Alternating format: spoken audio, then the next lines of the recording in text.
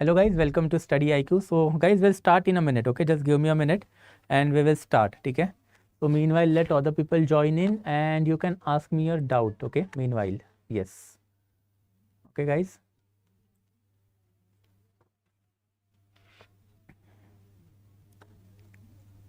Okay, so we'll wait for a minute, let's see. ठीक है? हो गया? ठीक है? Perfect. ठीक है? So yes, welcome to Study IQ guys. We'll start in a minute, okay? Take a minute. Hello, good evening to all. Take a minute and we'll start in a minute. Close. ठीक है? Yes. Perfect. ठीक है?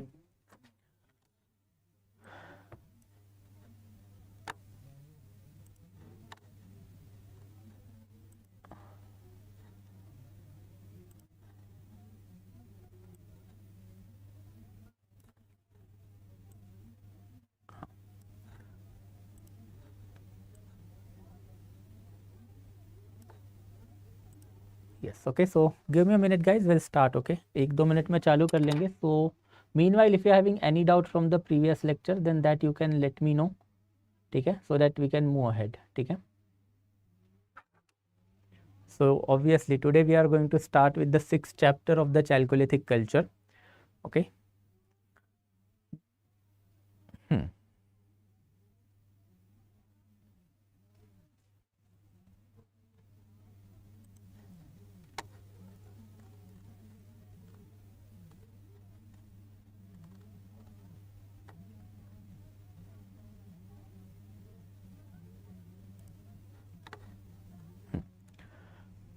ठीक है, so चलो, since no doubts are there, so I'll move ahead then, okay? We'll start with the chapter number 6, that is Chalcolithic culture.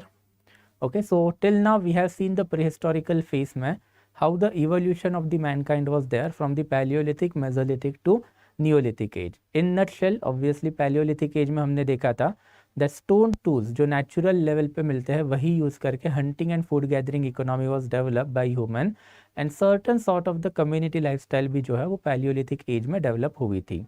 As far as Mesolithic age is concerned, then in Mesolithic age obviously it is a middle stone age. So in Mesolithic age what exactly happened was the next stage of the humanity, right? So microlith developed kiye the, that is small stone tools which were highly polished, and apart from that Mesolithic period is also important for domestication of the animal. Thereafter we move on to the Neolithic phase. The Neolithic phase में कुछ नई चीज़ें हुई, that's why it is called as a new stone age or Neolithic age. तो ये कौन सी new stages थी या फिर कौन सी नई चीज़ें थी? Then obviously agriculture was the primary of them, and apart from agriculture pottery development भी न्यूलिथिक एज में चालू हुआ था. And we had seen that cord impress pottery जो है that pottery belong to the neolithic age. Now neolithic age से onward we will now today move on to the chalcolithic phase. तो as far as chalcolithic phase is concern, then it is a first phase where by copper by use by the human. So copper जो है that is the first metal that was used by the humans, and in India this particular phase marks the Chalcolithic phase. Okay, तो I hope पहले वाले जो doubts है उसमें कुछ रह नहीं गया होगा इसके पहले वाले जो, ठीक है, कोई डाउट तो है नहीं. सो ठीक है, चलो विल स्टार्ट. बट जाने से पहले again, okay, first of all 2 kind of the material is being provided to you by my side. पहले तो आपको ये पीपीटी मिलेगी एंड देयर आफ्टर जो सेकेंड टाइप ऑफ मटेरियल है, okay, which will be better for you from the prelims as well as mains perspective. तो basically ये मतलब कीवर्ड एंड एक्सप्लेनेशन फॉर्मेट में आपको एनसीईआरटी के चैप्टर का summary is something that I am providing, right. तो ये दोनों भी आपको कहाँ पे मिलेगा? तो you will get it on this channel. So अगर आपने ये चैनल अभी तक सब्सक्राइब नहीं किया है then subscribe the channel and get the material that I am providing to you. दोनों मिलेगा आपको, पीपीटी भी मिलेगी and there after you will also get the crux material of the NCERT which will look like this. तो 1-2 pages का ही रहेगा ये हर एक इसमें. Okay, so this is something that you can get from the channel of ours, that is CSC with Sainil Nagare. So चलो we'll start again. कुछ ज़्यादा बड़ा चैप्टर है नहीं. तो जैसे आर्कियोलॉजिकल सोर्सेज से हम लोगों ने कुछ पैलियोलिथिक, मेजोलिथिक एंड न्यूलिथिक लोगों के बारे में कुछ कंक्लूजन डिराइव किए थे, राइट. वैसे ही कंक्लूजन हम लोगों ने चैल्कोलिथिक पीरियड में भी डिराइव किए हैं. So what are the archaeological evidences with that we have found in the Chalcolithic age, and ये particular evidence से हम लोगों को क्या conclusion derive करने को मिले हैं, मतलब historians ने क्या conclusion derive किए हैं, यही चीज़ अभी हम लोगों को देखनी है in the Chalcolithic period. Now first of all NCERT में ये सारा डाटा है नहीं, तो this is an additional data. Again मैंने पहले भी बताया था कि एनसीईआरटी के बाहर का भी additional data from the perspective of the prelims and mains that I am going to provide. Okay, तो उसमें ये डिफरेंट डिफरेंट कल्चर्स है। अब ये कल्चर क्या होता है, तो इंडिया एज ए एंटिटी उस ज़माने में थी नहीं। This is something that we have already discuss कि भाई इंडिया था क्या उस ज़माने में, तो इंडिया नहीं था उस ज़माने में। People use to live in a particular cluster, तो हर एक क्लस्टर जो है वो क्लस्टर जो है वो आपका डिफरेंट कल्चर ही हो जाता था। तो हर एक क्लस्टर जो आपका वो एक different type of the culture हो जाता था। थोड़ा बोर्ड में प्रॉब्लम है आई गेस यहाँ पे ना, हाँ। तो हर एक क्लस्टर आपका एक कल्चर होता था। सो से फॉर एग्जांपल जैसे कि यहाँ पे भी आपको नाम दिख रहा है, तो Kayatha culture is there, Ahar culture is there, Malwa culture, Jorwe culture, Savalda culture and Rangpur culture.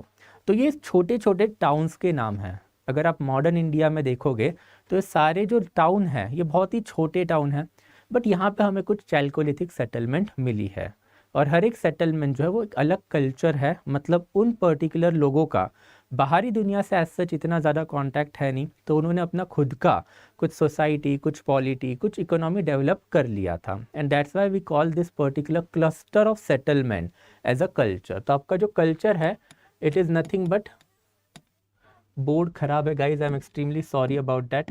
Okay, तो this is nothing but the cluster of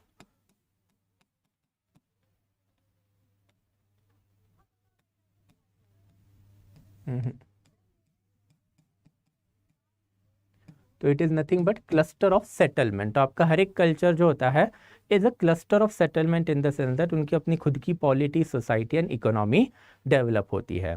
तो जैसे Chalcolithic is a large culture, but Chalcolithic के इंडिया में ये सारे हमें क्लस्टर मिले हैं, मतलब डिफरेंट डिफरेंट कल्चर मिले हैं। तो कौन से कल्चर हम लोगों को मिले हैं, that is Kayatha culture we have got, Ahar Banas culture is something that we have got, thereafter Malwa culture भी हम लोगों को मिला है, फिर Jorwe culture, Savalda and Rangpur culture.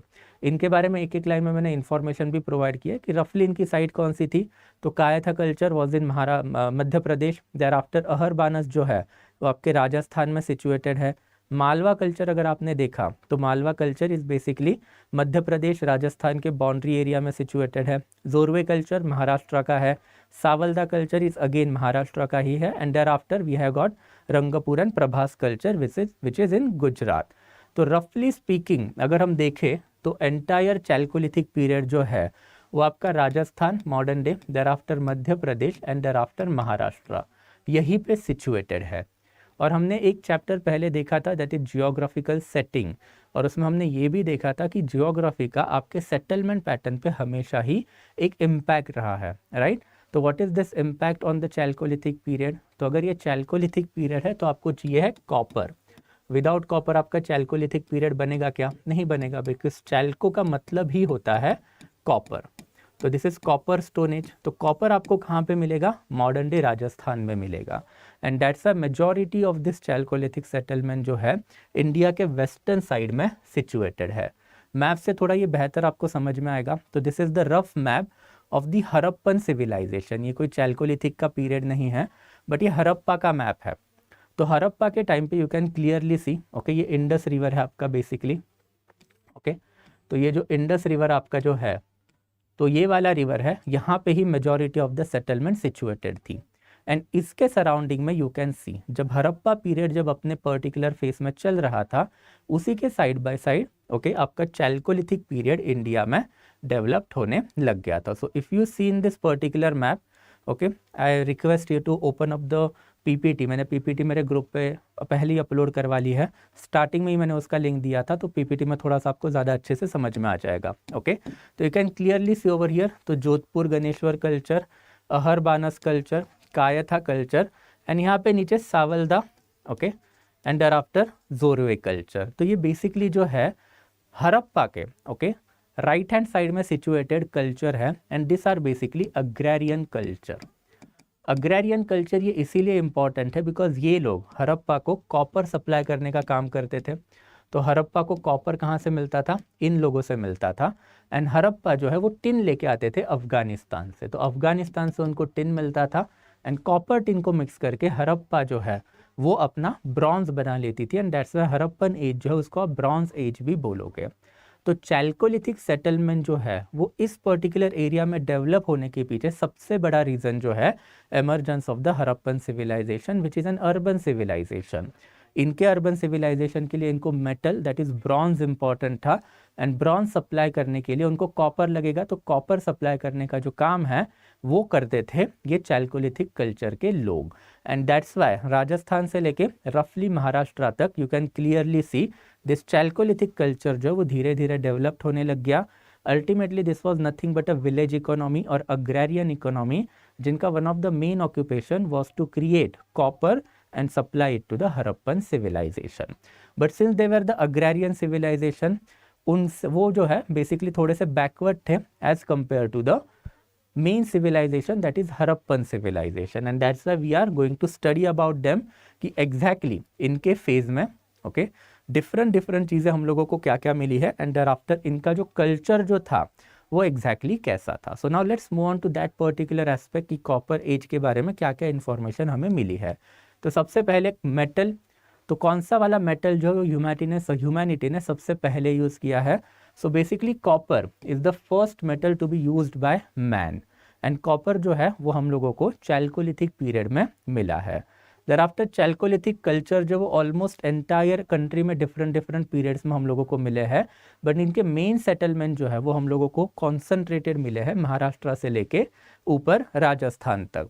There after फिर जो अर्लीस्ट सेटलमेंट जो है, जो अभी हम लोगों ने बात की थी कि राजस्थान में अहरबानस, मध्य प्रदेश में Malwa, and there after Maharashtra में that is Jorwe culture is there, and there after Savalda culture is there, and उनके जो इंपॉर्टेंट साइट है जो अभी हम लोगों ने मैप में देखे थे।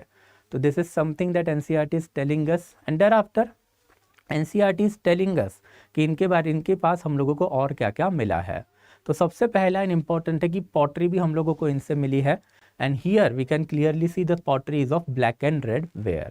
तो जो black and red ware pottery है ये हरप्पा में भी हम लोगों को मिली है। तो हम लोगों ने यही कंसिडर किया है कि Harappa and there after chalcolithic लोग में जो ट्रेड होती थी, ये ट्रेड का one of the important element must have been barter system.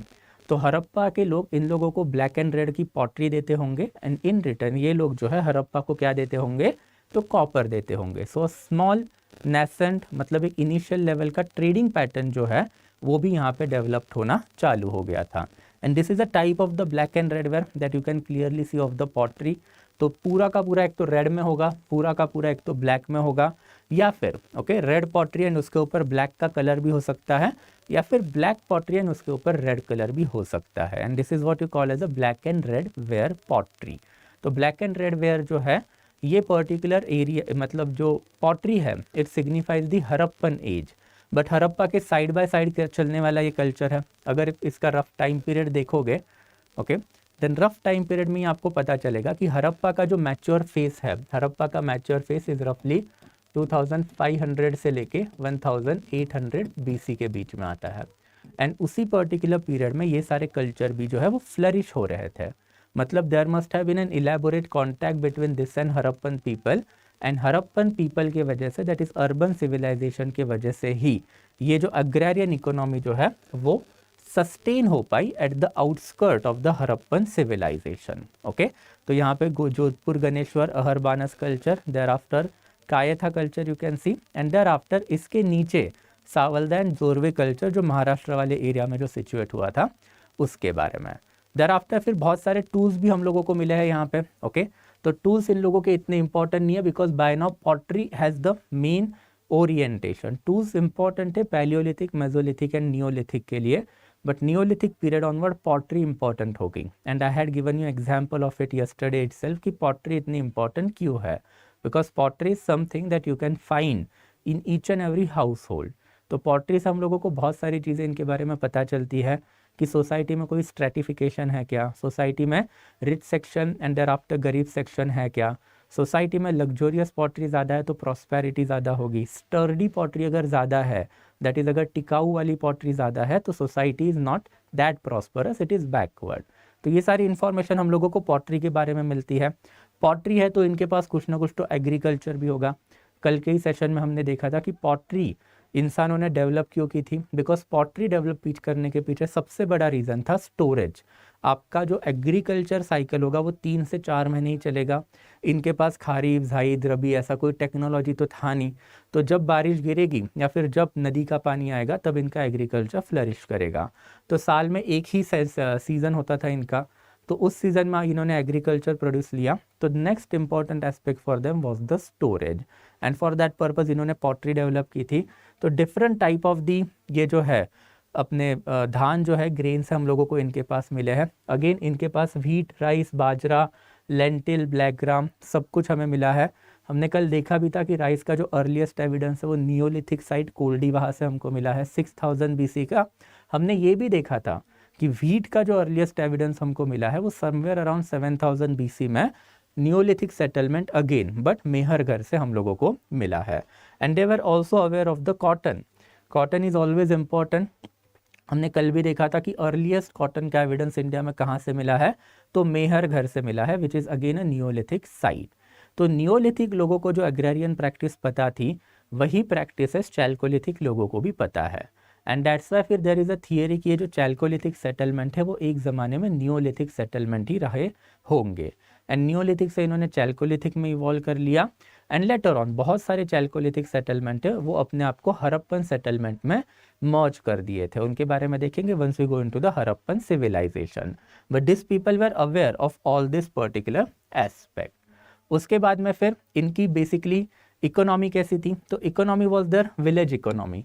कुछ ज़्यादा बड़ी इकोनॉमी तो थी नहीं, और इकोनॉमी का सबसे इंपॉर्टेंट एस्पेक्ट तो जो था इनका वो था हड़प्पा से रिलेटेड ही। ओके, तो ये बेसिकली हड़प्पा से रिलेटेड ही सबसे बड़ा एविडेंस था इनके पास। तो हड़प्पा से रिलेटेड सबसे बड़ा evidence in the sense that Harappa इनको पॉटरी देता था और ये हड़प्पा को कॉपर सप्लाई किया करते थे। तो this is the biggest evidence is something that we have got. तो very crude level of the trade development और very low level of the economical development that we can see, and hence ultimately we can consider कि इनकी जो economy है वो backward economy थी, village economy थी, और village economy something you can consider as a self sufficient economy. And इनके जो हाउसिंग पैटर्न है, हाउसिंग पैटर्न में भी हम लोगों को बर्न्ट ब्रिक के हाउसेस अभी तक नहीं मिले हैं। हमने देखा था हाउसिंग पैटर्न में कि पैलियोलिथिक एज में ह्यूमंस केव में रहना चालू कर दिए थे, and by the time of the Neolithic settlement हम लोगों को मड ब्रिक हाउसेस मिले हैं। तो मड ब्रिक हाउसेस चैल्कोलिथिक में भी कंटिन्यू थे। ओके, तो इनके हाउसेस इज रफली, this is an artistic expression, कोई ओरिजिनल हाउस हम लोगों को चैल्कोलिथिक एज का मिला नहीं है, but this is a mud brick house and thatch roof वाला हाउस। तो इसको आप थैच रूफ या फिर मड ब्रिक वाला हाउस भी कंसिडर कर सकते हो, जहाँ पे आउटर जो वॉल है दैट यू कैन कंसिडर की जो मड की बनी है, एंड ऊपर फिर झाड़ पत्ती से इन्होंने अपने आप को ढक दिया है। इसको थैच रूफ या फिर मड ब्रिक हाउसेस भी बोला जाता है, और यही इनका जनरली जो है वो सेटलमेंट पैटर्न रहा होगा। तो ऑब्वियसली नेक्स्ट लॉजिकल क्वेश्चन कि इंडिया में फिर बर्न्ट ब्रिक कहाँ से आए, जो आज भी इंडिया में यूज़ होते हैं, राइट। आप जब घर बनाओगे तो बर्न्ट ब्रिक के ही घर बनते हैं आज भी। तो ये बर्न्ट ब्रिक है, इसके सबसे पहले एविडेंस हम लोगों को हड़प्पा में मिले हैं, बट ये हड़प्पन सिविलाइजेशन में थे। तो ये लोग चैल्कोलिथिक लोग जब thatch roof and after mud brick के हाउसेस बना रहे थे, at the same time Harappa में बर्न्ट ब्रिक के हाउसेस बन रहे थे।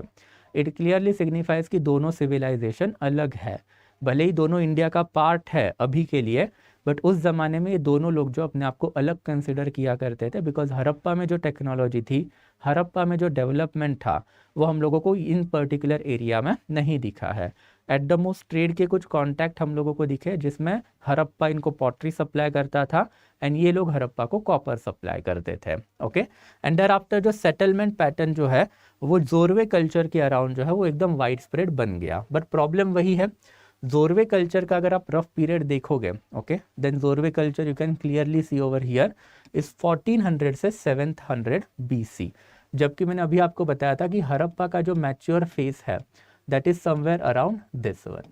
तो हड़प्पा का पीरियड डिक्लाइन होने के बाद वी कैन कंसिडर कि जो सेटलमेंट पैटर्न है वो इस पर्टिकुलर एरिया में बढ़ गया। वो क्यों बढ़ा, because if you look at the map, ये हड़प्पा में भी बाद में हम डिस्कस करेंगे, तो हड़प्पा का जब मैच्योर फेज डिक्लाइन हो गया तो हड़प्पन सेटलमेंट अभी के पाकिस्तान से निकल के इंडिया में आना चालू हो गई थी, और इंडिया में जो चैल्कोलिथिक सेटलमेंट है वहाँ पे अभी हम लोगों को बड़े बड़े एविडेंसेस दिखे of the Harappan people living in that particular area. तो हड़प्पा का जो फेस है pre Harappan face, mature Harappan face and let Harappan face, ये इवोल्यूशन है। तो प्री हड़प्पन फेस में ये लोग थोड़ा सा वेस्टर्न साइड में रहते थे। ये मैच्योर हड़प्पन फेस का मैप है। तो मैच्योर हड़प्पन फेस में इंडस वैली के अराउंड ही हम लोगों को सारे सेटलमेंट मिले हैं। और जैसे ही मैच्योर फेस इनका डिक्लाइन हुआ, they shifted more towards the modern day India. तो ये जो साइट्स है बेसिकली हमारी, ओके, जितनी भी चैल्कोलिथिक की साइट जो आपको यहाँ पे दिख रही है, ये बाद में हड़प्पा का घर बन गया था।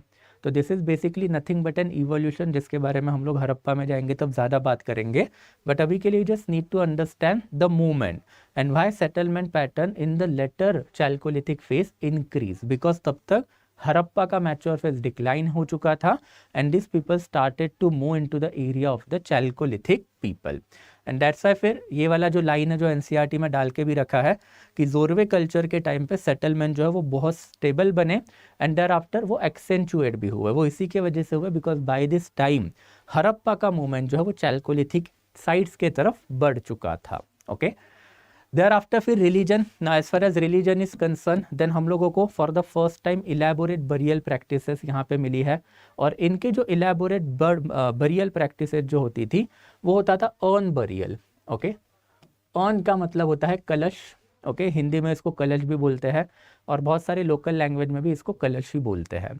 तो आज भी आपने अगर देखा होगा, then in Indian religion also और हिंदू रिलीजन ऑल्सो पहले क्रीमेट किया जाता है बॉडी को एंड फिर बची हुई जो अस्थिया है, दैट इज एशेस है, वो आप एक अर्न में, दैट इज कलश में भर के रखते हो एंड देयर आफ्टर उसको आप रिवर में छोड़ते हो।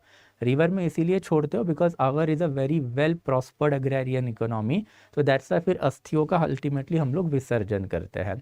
But in this period, Chalcolithic period में हम लोगों को दो टाइप के अर्न बरियल मिले हैं। ये जो दो टाइप के अर्न बरियल है वो बहुत इंपॉर्टेंट है from the perspective of the religious development. तो पहला वाला जो अर्न बरियल है जो अभी के हिंदू रिलीजियस प्रैक्टिसेस है उसी में मिला है, जहाँ पे पहले बॉडी को क्रीमेट किया जाता है एंड क्रीमेट करने के बाद, क्रीमेट करना मतलब जलाना, तो बॉडी को जलाने के बाद बॉडी की जो अस्थिया जो है उसको ये लोग अर्न में भरते थे और अर्न में भरने के बाद इसको जो है ये लोग दफन कर देते थे। तो here you can see that एक स्मॉल पॉट है, this is just like modern day kalash. अभी का कलश का शेप अलग होता है but for this people this use to be the shape and उसके अंदर जो है वो फिर you will get the lots of bones of the human body, but कुछ कुछ बोन्स ही मिलेंगे। एंड एक सेकेंड टाइप का अर्न बरियल हम लोगों को मिला है जिसमें पूरी की पूरी ह्यूमन बॉडी जो है वही इन लोगों ने दफन करके रखी है। So here you can C over here, ये एक इन्फेंट है, इन्फेंट मतलब छोटा बच्चा, तो उसका पूरा का पूरा पॉट में इन्होंने बरी करके रखा है और पॉट को जो है ज़मीन के अंदर इन लोगों ने दफना दिया। तो both type of the practices is something that we have trace to the chalcolithic phase. Urn burial होता था तो ऑन बरियल में पहले बॉडी जला के बची हुई अस्थियाँ ये लोग ज़मीन के अंदर दफन करते थे and second complete body burial is something that we have witness. तो कंप्लीट बॉडी बरियल भी है, ऑन बरियल भी हम लोगों को मिला है। एंड जब बरियल ये लोग करते थे तो बरियल के साथ इन लोगों ने बहुत सारे डेली बेसिस पे लगने वाले जो हथियार है या फिर चीज़ है वो दफन करके रखी है, which again shows the belief in the next world. तो ये जो belief in the next world है ये काफ़ी इंपॉर्टेंट है। आज के जितने भी मॉडर्न रिलीजन है ये इसी बिलीफ पे बैठे हुए हैं या फिर इसी बिलीफ के ऊपर आगे बढ़ रहे हैं, राइट। तो ये जो बिलीफ जो है that is life of the next birth. तो नेक्स्ट बर्थ में क्या होगा क्या नहीं होगा, तो ये वाली जो चीज़ें हैं इसमें ये लोग भी यकीन रखते थे। दैट्स वाई फिर बरी जब करते थे लोगों को तो उनके साथ बहुत सारी चीज़ें उनसे रिलेटेड ये लोग दफन कर देते थे। एंड देयर आफ्टर फिर terracotta figurine of the mother goddess जो है वो भी हम लोगों को यहाँ पे मिली है। तो this is basically terracotta. Terracotta is a type of the soil, तो उसका एक मदर अर्थ वाला जो इमेज है तो ये ऐसे अर्लीस्ट ऑब्जेक्ट ऑफ वर्शिप भी माना जाता है इसको। तो अर्लीस्ट ऑब्जेक्ट ऑफ वर्शिप उन लोगों के लिए शिवा, विष्णु, गणेश ऐसे कुछ लोग इन लोगों को पता नहीं थे। ओके, सो इन लोगों के लिए नेचुरल फोर्सेस वेर इंपॉर्टेंट। बारिश आई, इनको पता नहीं क्यों आई, तो बारिश आई तो ये लोग उसको पूजा करते थे। ग्रहण हो गया तो पता नहीं क्यों हो गया, तो उसको पूजा करेंगे। And this is something that you call as a natural religious practices और नेचुरलिस्टिक रिलीजन। तो one of the significance of the naturalistic religion is a mother goddess. तो अर्थ की आपको पूजा करनी है या फिर मदर गॉडेस का आपका वर्शिप करना है, तो इसके लिए we have found the terracotta figurine of the mother goddess. ये वाली जो terracotta figurine of mother goddess है हम लोगों को नियोलिथिक एज ऑनवर्ड ही मिलना चालू हो गया है। तो अर्लीस्ट ऑब्जेक्ट ऑफ वर्शिप भी आप इसको कंसिडर कर सकते हो। And later on we will see this evolution. जो रिलीजन में आज आप और मैं जो भगवानों को पूजते हैं, ये सारे भगवान गुप्ता एज ऑनवर्ड इंडिया में आए हैं। गुप्ता एज के पहले okay that is Mauryan age में यक्ष एंड यक्षी जो है वो भगवान हुआ करते थे। उसके पहले वैदिक एज में सर्टन भगवान के नाम है, जैसे इंद्र, अग्नि, वरुण, मित्र, जो आज ना आप पूछते हो ना हम पूछते, बट वैदिक लोग ये सारे भगवानों पे माना करते थे। एंड हड़प्पा के टाइम पे बहुत सारे अलग अलग रिलीजियस प्रैक्टिसेस थे, जिसमें okay cult followership, natural worship, fire worship and sacrificial worship, इसके एविडेंसेस हम लोगों को मिले हैं। तो हड़प्पा के पहले मतलब रफली चैल्कोलिथिक, नियोलिथिक में क्या होता था, तो मदर गॉडेस की वर्शिप के एविडेंसेस हम लोगों को मिले हैं। उसका मतलब नेचर वर्शिप हुआ करता था, जो नेचर में जो नेचुरल फोर्सेस है उसी का वर्शिप ये लोग किया करते थे। एंड इसीलिए फिर ये मदर गॉडेस का जो इमेज है that is something that we have discovered. And there after bull के भी बहुत सारे हम लोगों को इमेजेस मिले हैं। तो हमने यही अल्टीमेटली कंसिडर किया है कि bull must have been an object of worship, and obviously होना भी चाहिए बिकॉज अग्रेरियन इकोनॉमी थी। अग्रेरियन इकोनॉमी में बैल का जो महत्व है वो हमेशा अच्छा होता है। अगर आज भी अगर आप विलेज लेवल पे जाओगे तो बैल से रिलेटेड बहुत सारे फेस्टिवल जो है वो विलेज इकोनॉमी में सेलिब्रेट किए जाते हैं। जलीकट्टू आपने सुना होगा, it is associated with the bull. Similarly Maharashtra वाला जो रीजन है वहाँ पे बैल पोड़ा एक फेस्टिवल है, वो सेलिब्रेट किया जाता है। तो इट सिग्निफाइज द कल्टिक वर्शिप, मतलब बुल का एक अलग कल्ट है और बुल को भगवान मानने वाला एक अलग कल्ट वर्शिप जो है वो उस टाइम पे डेवलप्ड हो रहा था। तो this is something that we have derived from the evidences of the chalcolithic period. And as far as their art and culture और art and architecture is concern, then art and architecture वाली जब बात आएंगे तो सबसे पहले तो इनमें कुछ ना कुछ तो टेक्नोलॉजिकल डेवलपमेंट हुए थे। जो सबसे इंपॉर्टेंट टेक्नोलॉजिकल डेवलपमेंट था that is art of copper smelting. तो कॉपर को यूज़ करके different different equipment and instrument as well as toys बनाने का जो हुनर है उसको आप बोलोगे कॉपर स्मेल्टिंग। ये आर्ट इनको पता थी। तो this is something that is new for the India because for the first time metal को यूज़ करने का जो नॉलेज है वो इंसानों के पास आने लग गया था। इसके पहले तो हमने देखा था सब पत्थर बेस ही इकोनॉमी चल रही है। नेचुरल पत्थर उठाओ, उसी को पॉलिश करो, उसी का इक्विपमेंट बनाओ और वही यूज़ करो।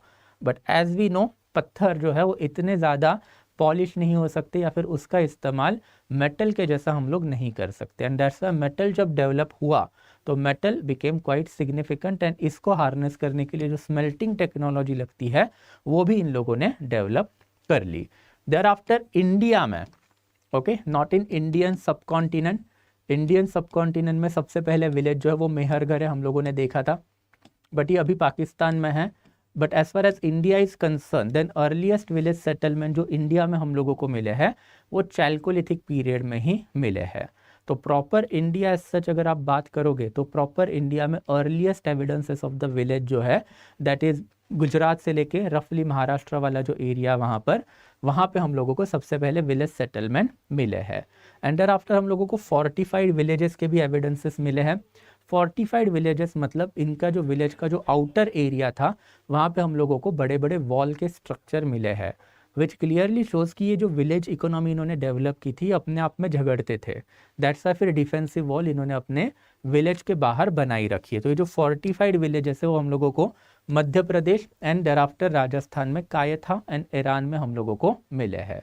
देयर आफ्टर फिर कॉपर स्टोन, ये जो लोग हैं इन लोगों को आर्ट ऑफ राइटिंग नहीं पता थी ओके और इन लोगों को ब्रॉन्ज टेक्नोलॉजी भी नहीं पता थी, जबकि कंटेम्प्ररी टाइम में ही हड़प्पा में ये दोनों चीज़ें जो वो फ्लरिशिंग लेवल पे डेवलप हो रही थी। So again it quite clearly signifies, ठीक है, कि ये वाला जो रीजन है या फिर ये वाला जो कल्चर है कंपैरेटिव टू हड़प्पन सिविलाइजेशन ये थोड़ा सा बैकवर्ड वाला कल्चर है, अग्रेरियन और विलेज वाला कल्चर है, जिनको certain aspect of the polity, society, economy and religion पता थे, बट इनमें ये सारे एस्पेक्ट जो वो इतने ज़्यादा डेवलप नहीं हुए थे। And that is something that NCERT is basically telling us. So that will be it from my side guys. I will go to the doubt clearance now, but थोड़ा सा डाउट क्लियरेंस पे जाने से पहले थोड़ा सा टाइम फॉर द प्रमोशन, फिर doubts देंगे, फिर थोड़ा सा इंटरेक्शन करेंगे। अभी तक तो आपको पता चल ही गया होगा कि I am faculty of the history optional eight the study IQ guys. तो स्टडी IQ में I have started my history optional का course. The first batch was launched in last week of the September. So now I'm launching the second batch of the history optional, which will start on 10th of November. And इसके कुछ hallmarks बताऊंगा मैं. Okay, इसके कुछ important features जो है वो course के वो बताऊंगा. तो सबसे पहले जो है वो PPT बेस्ड लेक्चर रहेंगे. तो नाउ यू हैव सीन कि PPT बेस्ड लेक्चर जो होते हैं उससे एक विजुअल मेमोरी अच्छे से डेवलप होती है and you will be able to recollect and basically memorise the factual data in a quite efficient way. तो हम पूरा हिस्ट्री जब इस वे में पढ़ेंगे then obviously it is going to help you, because history में it's basically nothing but factual and analytical combination. तो आपको फैक्ट पता होने चाहिए, उससे आप कुछ कंक्लूजन डिराइव करोगे, राइट. अपार्ट फ्रॉम दैट मैं 3 टाइप का मटेरियल आपको प्रोवाइड कराऊंगा. सबसे पहले तो मेरे PPT का एक्सेस आपको मिलेगा. Second important is the crux material. तो जितने भी इंपॉर्टेंट रेफरेंस बुक जो होते हैं वो रेफरेंस बुक का जो क्रक्स है वो मैं आपको प्रोवाइड करवाऊंगा ताकि आपको सारे रेफरेंस बुक पढ़ने की बिल्कुल भी ज़रूरत ना पड़े. एंड थर्ड इंपॉर्टेंट एस्पेक्ट जो है that is basically hand written note.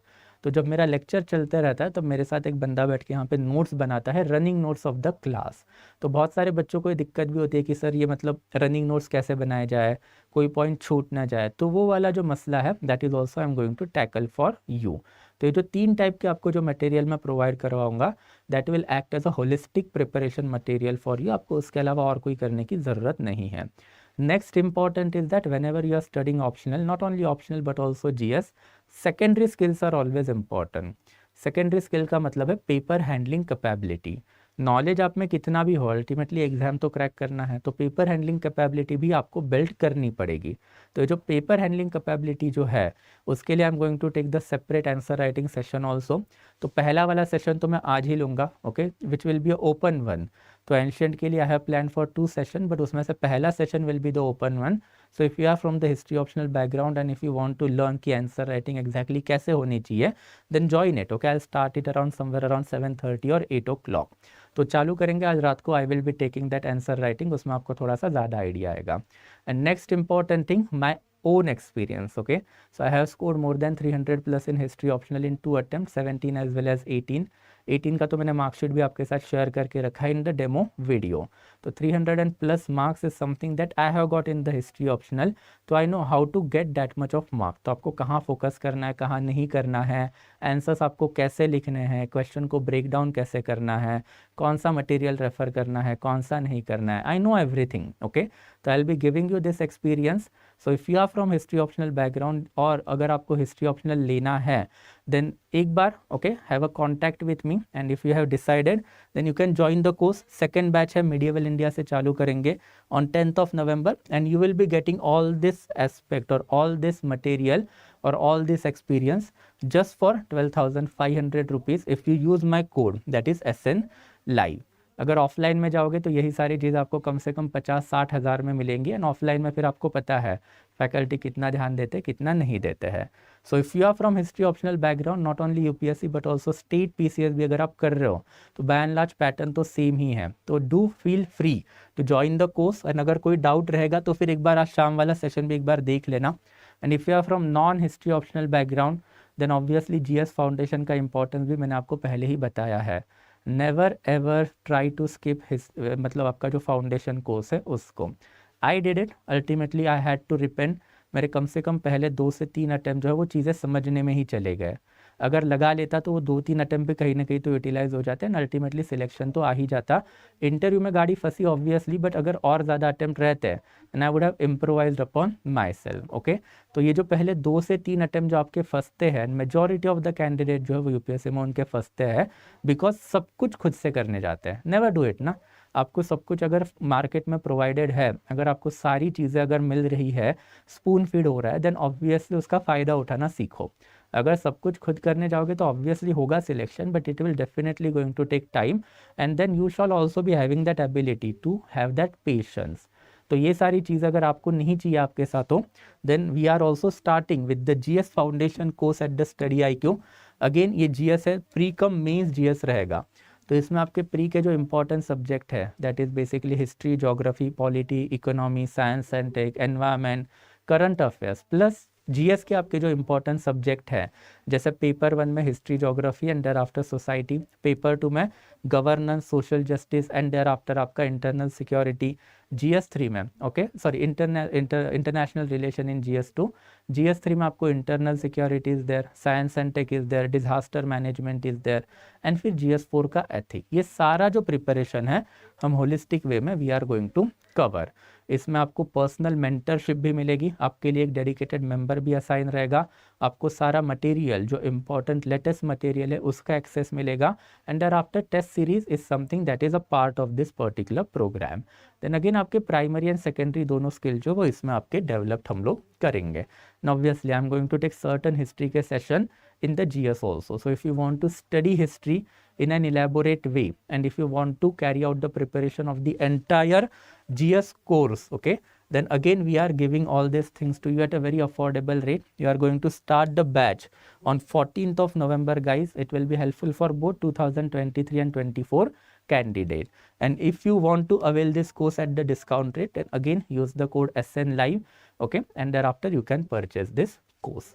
So that will be it from my side guys. Again अगर आपको ये PPT चाहिए एंड द क्रक्स मटेरियल जो मैंने आपको दिखाया भी था वो उसका अगर आपको एक्सेस चाहिए okay and I am going to give it to you for all the chapter. तो अगर आपको ये चाहिए then do subscribe to the group that is CSA with Sainil Nagare and there after you can avail the material that I am providing to you. तो thank you so much guys from my side, ठीक है। तो there after I will be taking the doubts now, ठीक है। सो जो doubts रहेंगे वो पहले ख़त्म करेंगे and there after will stop the session. तो पहले डाउट देखते हैं, ठीक है, एक एक करके। कोई डाउट है आज, ठीक है। Okay so good evening. First कौन सा आया था, चैल्कोलिथिक या ब्रॉन्ज एज? दोनों साइड बाय साइड डेवलप हुए थे। Okay so chalcolithic as well as bronze age जो है अभी आपको क्लियरिफाई हो गया होगा कि दोनों साइड बाय साइड डेवलप्ड होने वाले कल्चर्स है। ओके हाँ,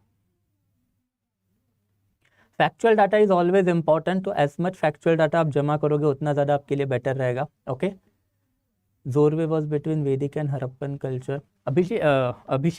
Abhinash, okay I hope it is quite clear now. तो जो जोरवे कल्चर जो था that is in Maharashtra.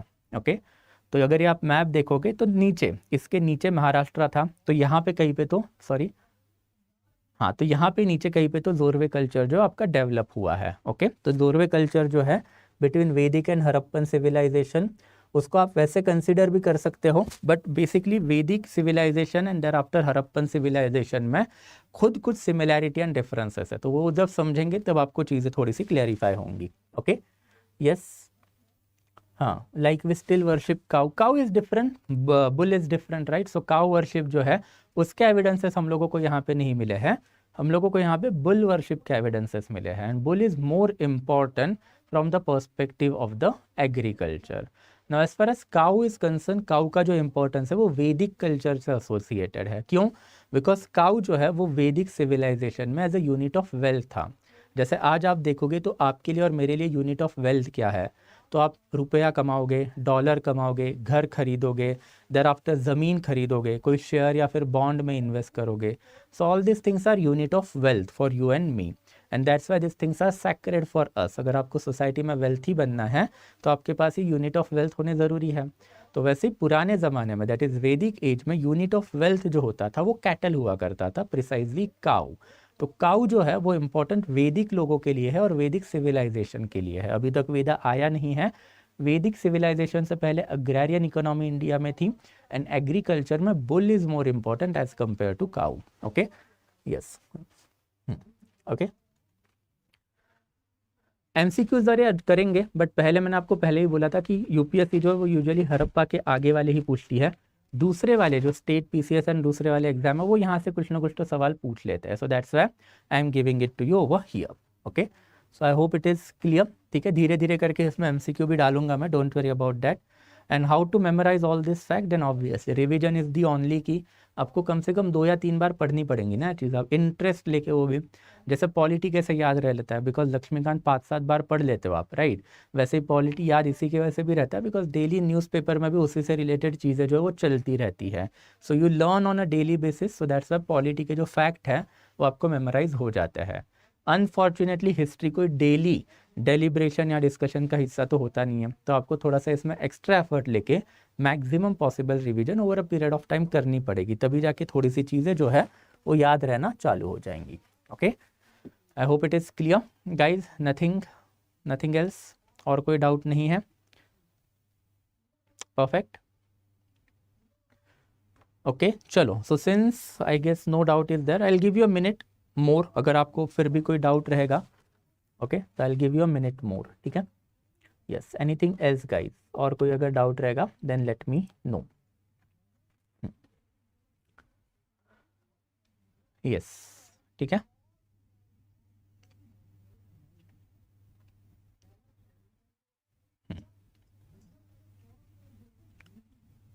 So no doubt.